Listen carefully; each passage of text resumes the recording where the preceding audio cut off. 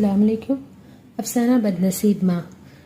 आगाज़ इस तरह होता है। पंडित अयोध्यानाथ का इंतकाल हुआ तो सबने कहा ईश्वर आदमी को ऐसी ही मौत दी।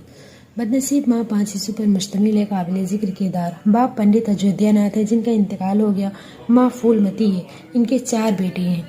बड़ा लड़का कामतानाथ, दूसरा उमानाथ, तीसरा दियानाथ, चौथा सीतानाथ।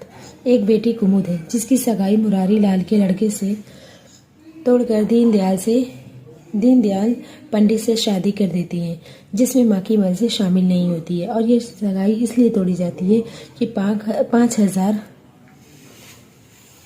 रुपया पंडित अयोध्यानाथ ने तय कर रखा था। आप अगर पूरा अफसाना सुनना चाहते हैं तो उर्दू क्लासेस पर जाएं और पूरा अफसाना बदनसीब